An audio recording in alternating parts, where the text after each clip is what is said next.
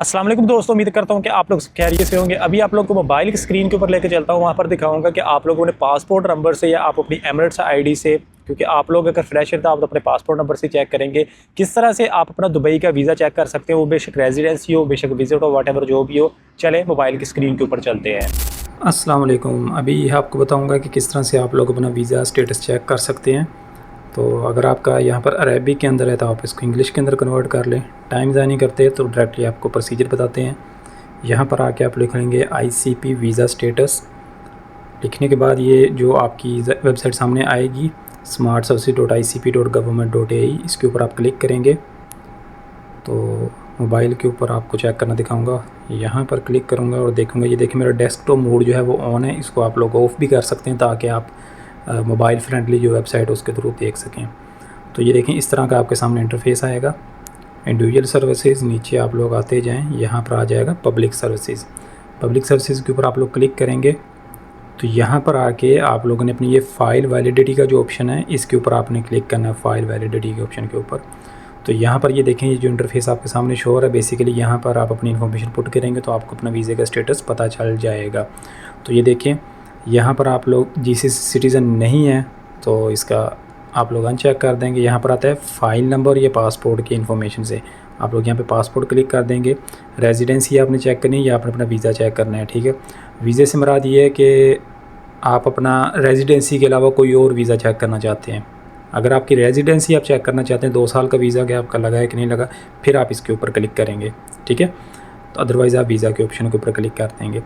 तो मैं यहाँ पर फॉर एग्जांपल रेजिडेंसी के ऑप्शन के ऊपर क्लिक करता हूँ।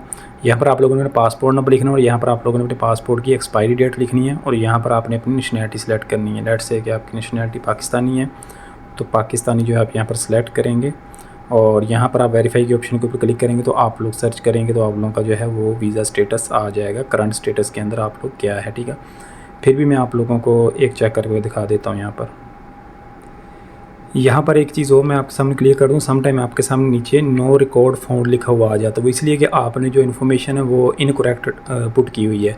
तो इन्फॉर्मेशन अगर आपकी करेक्ट होगी तभी आपके सामने रिजल्ट आएगा। मैंने ऊपर एक इन्फॉर्मेशन पुट करने के बाद सर्च के ऑप्शन के ऊपर क्लिक किया, मेरे सामने नो रिकॉर्ड फाउंड, वो इसलिए आया कि मैंने इन्फॉर्मेशन जो है वो गलत पुट की है। अगर आपकी इन्फॉर्मेशन ठीक है तो इट्स मीन्स कि आपका वीज़ा अभी तक कोई भी नहीं लगा हुआ, ठीक है। तो इन्फॉर्मेशन जो है आपने सही पुट करनी है। मैं अभी इन्फॉर्मेशन अपनी सही पुट करने के बाद दोबारा फिर आपको शो करवाता हूँ। यहाँ पर ये देखें, अभी मैंने अपनी सर्च करने के बाद मेरे सामने में ये इन्फॉर्मेशन आ रही है। मैं इसको जो है वो हाइड भी कर दूँगा।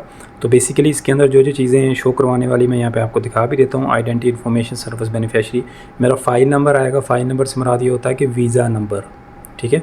एक आपका पासपोर्ट नंबर है, एक आपका एमिरेट्स ID नंबर है, एक फ़ाइल नंबर भी आपका होता है। आप ये कह सकते हैं कि एक फ़ाइल नंबर जो है आपका, उसके अंदर आपके तमाम डॉक्यूमेंटेशन गवर्नमेंट के रिकॉर्ड में जो जिस फ़ाइल में पड़ी हुई है वो सारा का सारा रिकॉर्ड आपका फ़ाइल नंबर में आएगा। फिर आ जाता है एमिरेट्स यूनिफाइड नंबर, ये भी आप लोगों का फ़ाइल नंबर जैसा ही होता है। तो फिर फ़ाइल इन्फॉर्मेशन मीन्स कि फ़ाइल स्टेटस आपका एक्टिव है। फ़ाइल इशू डेट मीन कि वीज़ा आपका किस दिन इशू हुआ है और वीज़ा आपका एक्सपायर कब होगा, ये सारी चीज़ें आपकी यहाँ पर शो हो जाएंगी। तो होप सो आप लोगों को पता चल गया होगा। इसके अंदर मैं 3 चीज़ें आपके सामने एक्सप्लेन करूंगा। वीडियो आपने देख ली है, हो सकता है कि आपको थोड़ी सी कन्फ्यूजन हो। तो यहाँ पर एक रेजिडेंसी का ऑप्शन है और एक ऑप्शन आप लोगों को वीज़े का मिलेगा। रेजिडेंसी के ऑप्शन से मुराद ये है कि कोई भी रेजिडेंसी अगर आप लोगों को परमानेंट मिलती है, जिसके अंदर आपको एमिरेट्स ID मिलती है, वो आप लोगों की 5 साल की रेजिडेंसी हो सकती है, 10 साल की हो सकती है, आप लोगों की 2 साल की हो सकती है, 1 ईयर की भी हो सकती है।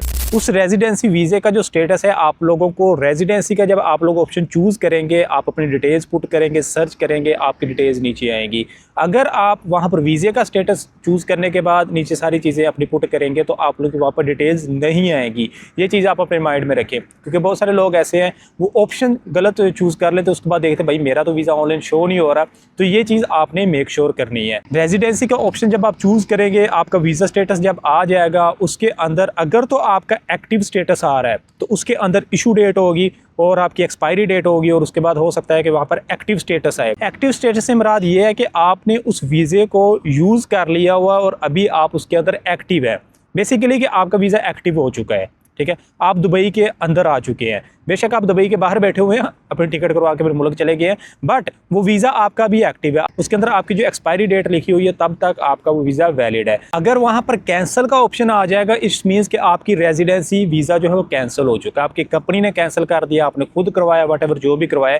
रेजिडेंसी के ऑप्शन के अंदर ये ऑप्शन कैंसिल वाला अगर आपको नजर आता है तो आपका वीज़ा कैंसिल हो चुका है। अगर आप लोग वीज़े का ऑप्शन चूज़ करते हैं, आगे आपके सामने यूज्ड का ऑप्शन आता है, तो यूज्ड से ये मुराद होता है कि आपका जो वीज़ा जो आपने लगवाया था वो आप यूज़ कर चुके हैं। वो यूज़ कैसे होता है कि ये चीज़ आपको पता होगी, अगर आपने 90 दिन का अपना विजिट वीज़ा लिया है या 60 दिन का विजिट वीज़ा लिया है, तो जब तक आप दुबई के अंदर इंटर नहीं होते आपका वो विजिट वीज़ा स्टार्ट नहीं होता, तो इसलिए यहाँ पर यूज्ड लिखा हुआ आता है। लेट्स से कि आपने एक वीज़ा लगवाया, उसके लगवाने के बाद आपका विजिट वीज़ा 60 दिन का था, तो आपने 2 मंथ आई थिंक होते हैं कि 2 मंथ के अंदर अंदर आपने एंट्री ज़रूर करनी है, दुबई के अंदर आपने आना है। तो 2 माह के अंदर आप जिस दिन भी आ जाएंगे तो उस दिन से आपका वो यूज्ड वाला स्टेटस एक्टिव हो जाएगा। उस दिन से लेकर आगे 60 दिन का आपका वीज़ा है, तो वो 60 दिन जो है वो आप लोगों के चले वीज़े के चलते रहेंगे, बट उस दिन से आपका यूज्ड स्टेटस चेंज हो जाएगा। पहले आपका एक्टिव होगा, फिर यूज्ड हो जाएगा, फिर एक्सपायर हो जाएगा। एक्सपायर से ये मुराद है कि अगर लेट्स से एग्जांपल मैं आपको देता हूँ कि आप अपना वीज़ा लगवाया, 60 दिन के अंदर आप दुबई नहीं आए, तो आप लोगों का वो जो ऑप्शन है वो एक्सपायर के अंदर जो है कन्वर्ट हो जाएगा। या आपने वीज़ा लगवा लिया, यूज्ड कर लिया, यूज़ करने के बाद आपके वो दिन खत्म हो गए 60 दिन भी, तो आप लोगों का वो स्टेटस जो है वो एक्सपायर के अंदर चेंज हो जाएगा। होप सो ये सारी चीज़ें मैंने आप लोगों को बता दी। अगर फिर भी कोई भी चीज़ आप लोगों को नहीं समझ आ रही तो आप कमेंट कर सकते हैं। I will try my best कि आप लोगों के कमेंट के ऊपर मैं सेकंड वीडियो आप लोगों के लिए रेडी कर सकूँ।